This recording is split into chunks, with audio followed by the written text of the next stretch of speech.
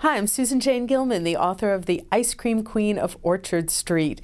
It's the story of a little girl who emigrates to New York from Russia in 1913, and as soon as she arrives, she's crippled and abandoned on the streets of New York. Yet through pure tenacity, over 70 years, she rises to become who President Eisenhower calls the Ice Cream Queen of America. I got the idea when a friend of mine and I were joking around about an ice cream man, a real ice cream man named Tom Carvel, who used to make his own commercials. Please come to Carvel, buy my ice cream. It was so funny that I Googled him. I found out his real name was Tom Carvalis. He was a Greek immigrant, and he had this rags to riches story.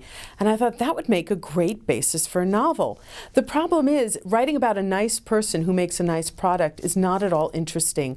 I wanted to write a really delicious female anti-hero. Imagine if Leona Helmsley had her own children's television show, or Scarlett O'Hara was the doyenne of an empire of ice cream franchises. Somebody who doesn't really like kids, who'd rather have a good stiff drink than eat an ice cream cone.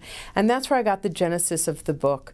And it takes place over 70 years. It follows the course of American history. And during the research for it, I found out, for example, that the U.S. military became the biggest ice cream producer in history during World War II.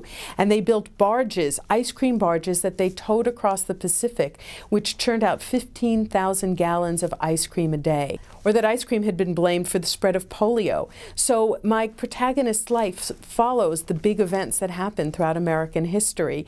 And it turned into this sort of big, delicious read.